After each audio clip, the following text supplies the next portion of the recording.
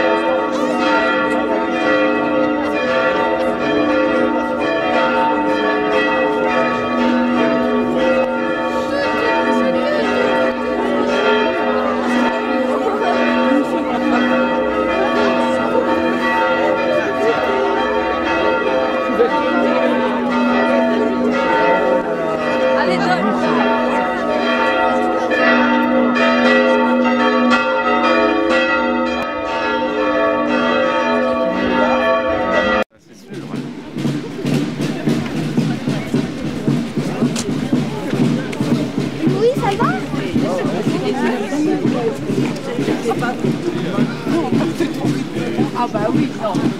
Vous êtes impatientes, mesdames.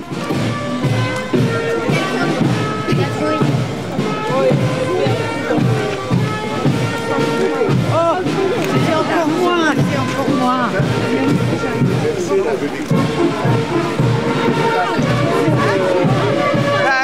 Non, tu vas cramer tout. En fait, quand on l'a fait, tu vois. Ah ouais. Bon, et ça dure 5 ans alors, la fille arrive vivant. Là, de le connaître.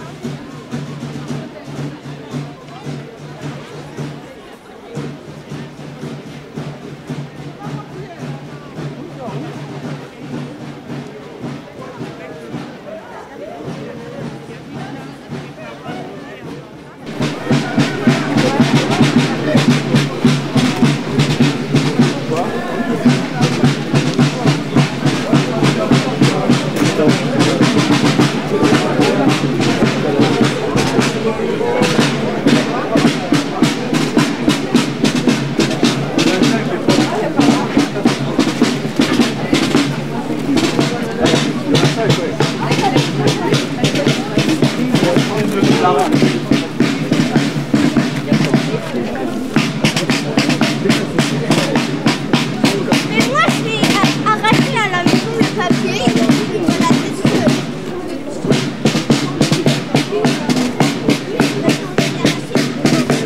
Mais là, il faut que ça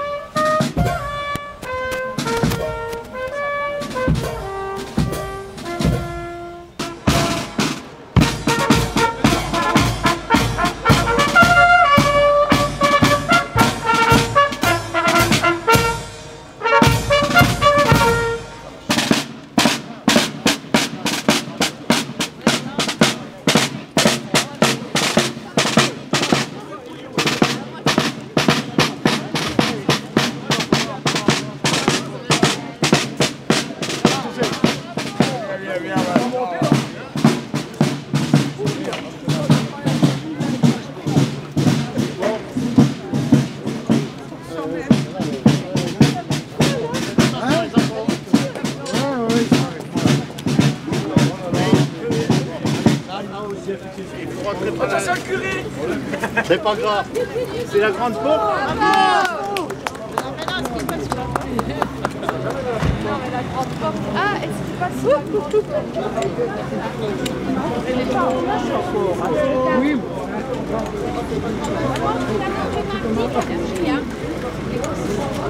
Non, reste avec le bouchon. J'ai dit, je te montrer partout. Ah, mon gars, c'est bon.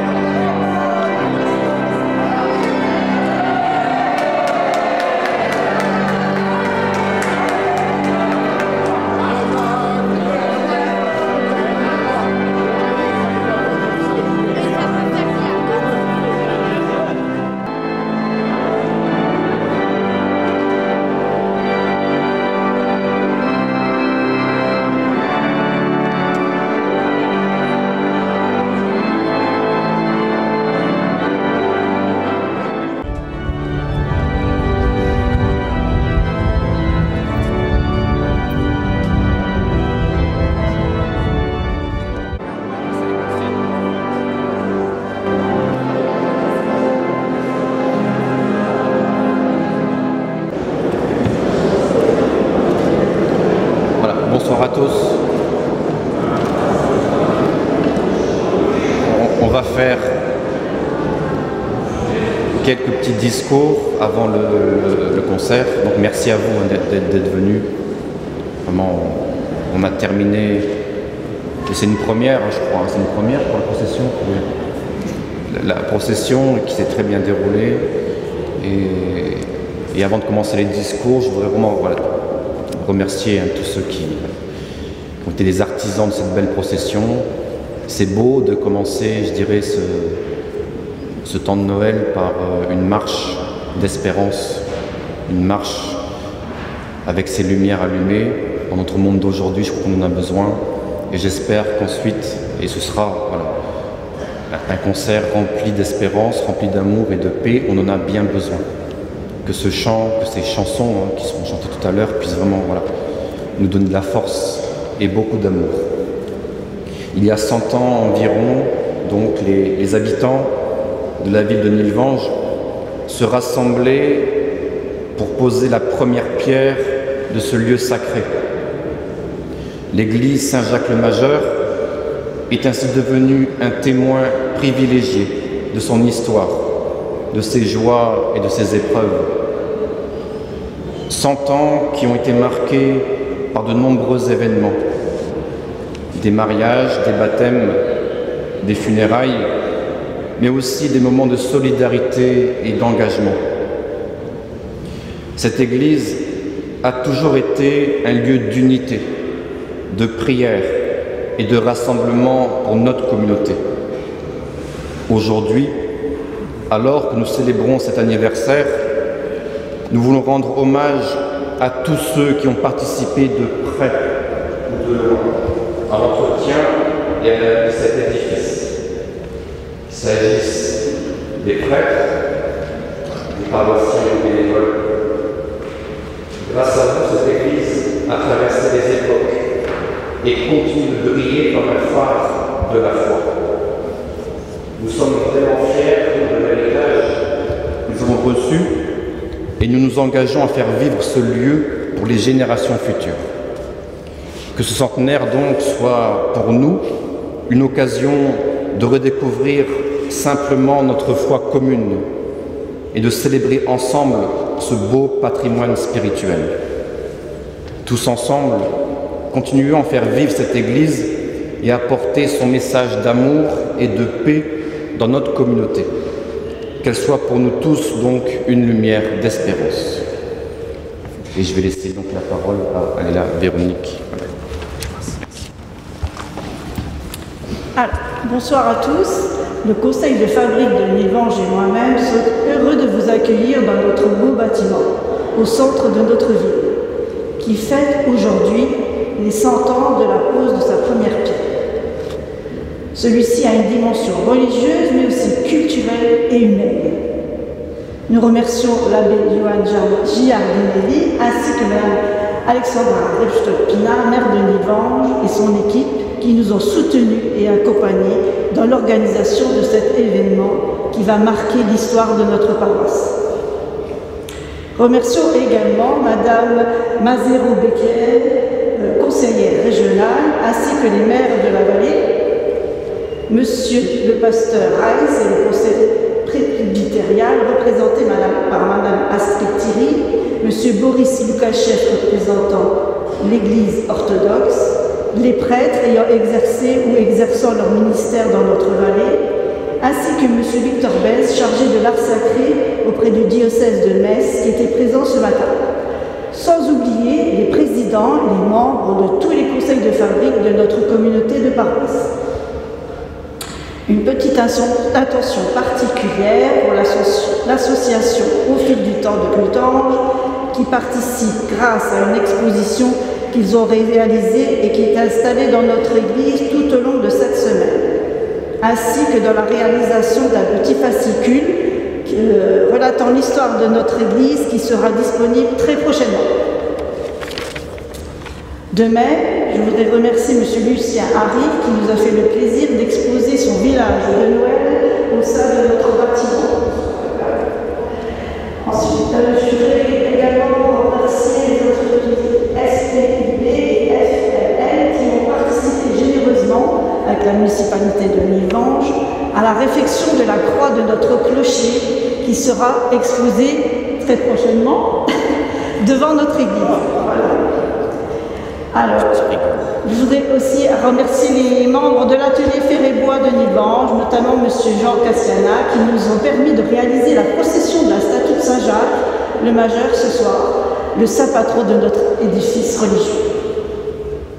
Bien sûr, je n'oublie pas tous les bénévoles qui ont donné de leur temps sans compter par le passé pour faire vivre notre paroisse, et ceux qui sont toujours présents et qui vont œuvrer tout au long de cette semaine pour que ce centenaire de l'église de Nilvange soit un moment qui marquera la longue vie de notre vieille dame, afin qu'elle demeure encore longtemps parmi nous pour accueillir en son sein chrétiens et non chrétiens pour des événements religieux, culturels ou simplement des petits moments de convivialité. Voilà. Je laisse la place à Marie. Merci, on peut l'applaudir quand même.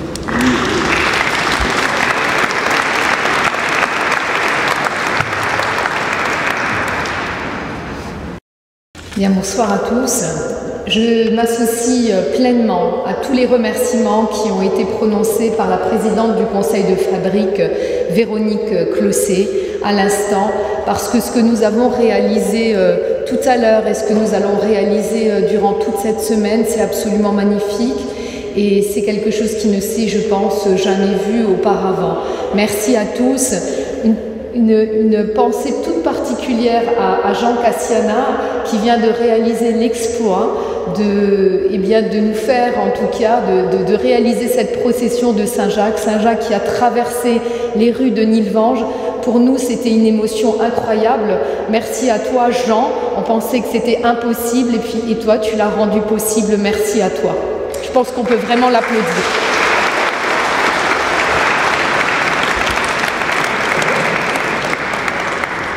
Notre église Saint-Jacques le Majeur a 100 ans. 100 ans que la première pierre a été posée ici, rue de la Chapelle à Nilvange. En ce jour de célébration de cet anniversaire, je souhaiterais avoir en premier lieu une pensée pour tous ces destins qui ont traversé ce lieu, pour ces concepteurs, architectes et ouvriers, pour cette période sidérurgique de notre histoire qui a connu la construction de tant de bâtiments et de lieux de notre ville, à l'usine de la paix, à la SMK. Pour ces hommes d'église qui y ont officié et qui officient aujourd'hui, qui nous guident. Ils ont tant apporté à notre communauté par leur implication dans notre ville, dans nos vies. Permettez-moi un petit souvenir. Je me rappelle de l'abbé Turenne, toute jeune. Accompagnée de mes amis, nous sonnions à la porte du presbytère pour lui demander la salle de l'église. Nous souhaitions à l'époque organiser ce qu'on appelait une boum. La réponse était toujours positive. Quelle ouverture d'esprit, quelle tolérance! Ferait-on aujourd'hui encore confiance à notre jeunesse en leur confiant la clé d'une salle? Je voudrais à ce titre saluer notre prêtre, Johan Giardinelli, avec qui nous avons organisé cette semaine du centenaire, avec qui nous organisons d'autres événements dans cette église. Je le remercie pour tout. Une pensée pour toutes ces personnes bénévoles de l'église, vous tous présents ici, engagés à la bonne réalisation des temps de culte, hier et aujourd'hui.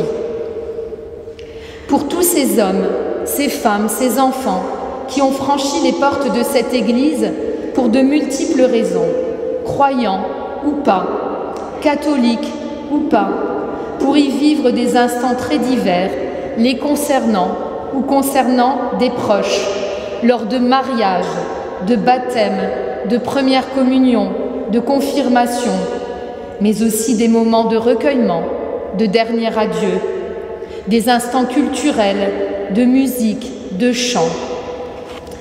L'église Saint-Jacques-le-Majeur a un jour croisé notre vie. C'est notre église. Non pas qu'elle nous appartient en propre, mais nous avons pour elle une tendre affection. Alors, elle est un peu à nous. L'église est par définition cette maison où on se rassemble pour prier, pour communier, pour se retrouver avec soi-même, avec les autres, pour dire, pour écouter. L'église avec un E majuscule, c'est la communauté des chrétiens. L'église avec un E minuscule, c'est l'édifice. Cet édifice souvent de grande taille, situé au cœur de nos villes et de nos villages. La particularité de la France, de notre beau pays. Car en France, dans chaque ville, dans chaque village, on retrouve une église en son cœur. Un édifice monumental, patrimonial, qui est comme une sorte de repère. Un repère géographique, un repère historique, un repère temporel, un repère sociologique. Cet édifice fait partie de notre quotidien. L'église Saint-Jacques-le-Majeur est un de nos repères. Elle ponctue notre quotidien quand on entend le son de ses cloches. On se repère dans le temps de la journée grâce aux horloges qui trônent sur ses frontons. On guide les visiteurs à partir de son clocher. On en franchit les portes pour des moments de joie, pour des moments de recueillement, pour des instants de rassemblement. Cette grande dame est un peu un bout de nous-mêmes, car elle a traversé au moins une fois, et souvent bien plus, notre vie. Elle a perçu nos pensées, elle a ressenti nos peines, elle a entendu nos espoirs. En préparant cette prise de parole, j'ai parcouru un ouvrage qui se trouve sur une étagère dans mon bureau et qui s'y trouvait bien avant moi. Il s'agit du livre « Nilvange, des origines à la Deuxième Guerre mondiale », écrit par René Yeul, pour lequel je souhaite que nous ayons une pensée. René Yeul, adjoint de Victor Madeleine, premier adjoint il me semble, maître d'école, accompagné de Charles Bins, instituteur également et conseiller municipal. Tous deux ont, à partir des registres communaux, tenté de retracer l'histoire de notre ville. Dans son ouvrage, René Yeul consacre quelques pages à notre église Saint-Jacques-le-Majeur. C'est cet ouvrage qui est ici, que peut-être beaucoup d'entre vous connaissent. Permettez-moi de vous lire quelques extraits de cet ouvrage. D'abord, il parle de l'ancienne église. Des années s'écoulent avant que la première pierre ne soit posée le 24 juillet 1904. L'église est construite par l'entrepreneur Gustave Genet sur l'emplacement de l'actuel jardin public, en face de la salle mortuaire, d'après les plans et devis de l'architecte Louzen. Le financement est assuré par un don de l'usine, 25 000 marcs, et les contributions de la commune. Le jour de la Toussaint 1904, les habitants sont réveillés par un énorme bruit semblable à une explosion. Le clocher-tour, presque achevé, venait de s'effondrer. On crut un moment à un attentat. On rechercha les causes du sinistre, surcharge des murs, glissement de terrain. On ne le sut pas sur le moment. On recommença à construire. Hélas, 2 ans après l'inauguration, en 1910, pendant un office, les fidèles entendirent les premiers craquements dans les fondations. On répare la toiture en juin de la même année. En 1911, le carrelage du sol se soulève et de larges crevasses sillonnent les murs. On édifie tout autour du bâtiment un échafaudage de poutres de soutien. Pendant 3 ans encore, les offices y seront célébrés. Puis, en raison des risques encourus, les autorités décidèrent de fermer l'église et ensuite de la faire démolir. Nous étions en 1914. Les offices furent désormais célébrés dans une salle de la rue de la Moselle, salle de basket aujourd'hui, où les cloches récupérées furent suspendues à de simples poutres en bois. Dans ce même ouvrage, René Yeul nous parle de la statue de Saint-Jacques. Il dit la chose suivante. Restons dans le domaine religieux.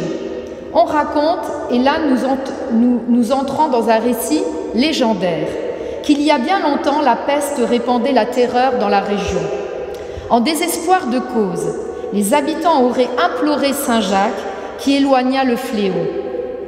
En reconnaissance, une statue du saint fut taillée par un habitant et érigée en 1853.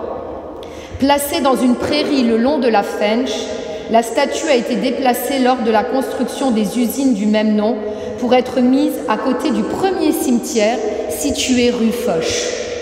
Elle se trouve maintenant dans l'église paroissiale.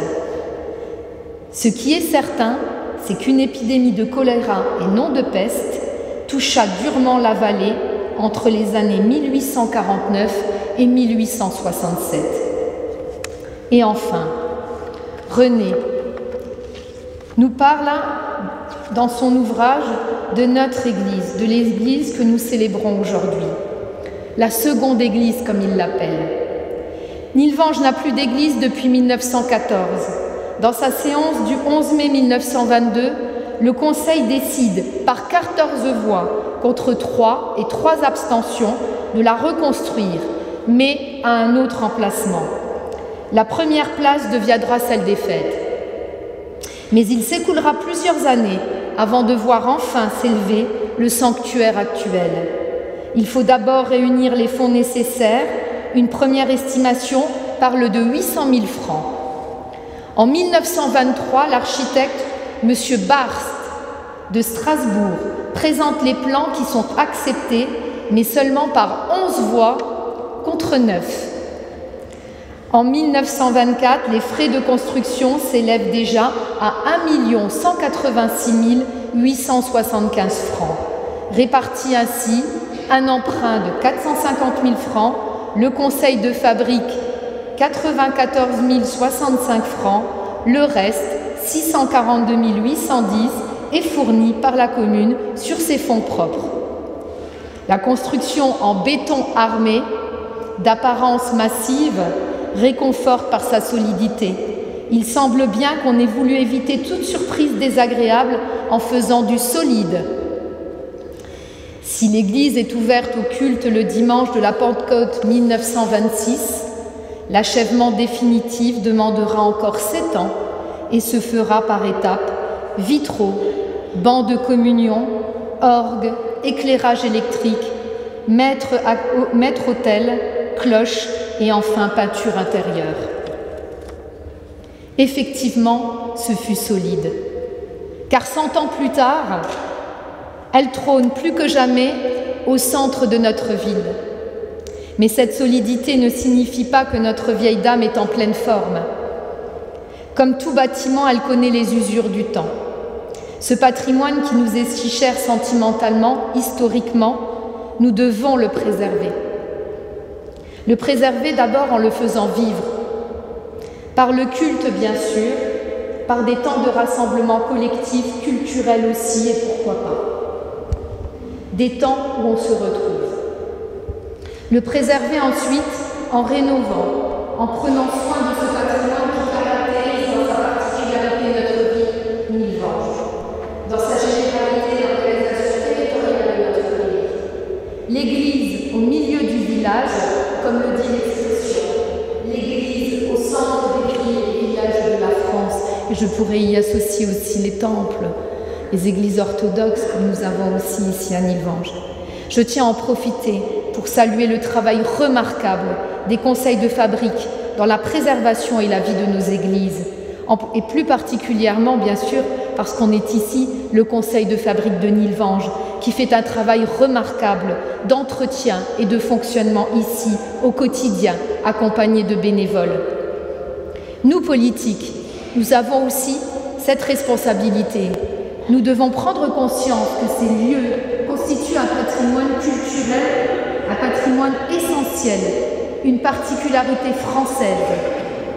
Nous devons soutenir les conseils de fabrique, les conseils presbytéraux pour rénover nos églises, nos temples, nos bâtiments de culte, qui sont bien souvent des bijoux architecturaux, mais aussi ceux qui les composent, comme les orgues, les vitraux, les autels, les sculptures, comme notre Saint-Jacques. Plus largement, nous avons tous ce devoir collectif de préserver ces lieux qui sont des morceaux de notre vie. Je terminerai en disant que l'église Saint-Jacques-Majeur est belle, quelle fierté elle nous procure. Aimons-la, fréquentons-la, honorons-la, car elle fait partie de notre histoire personnelle, parce qu'elle fait partie de notre histoire collective.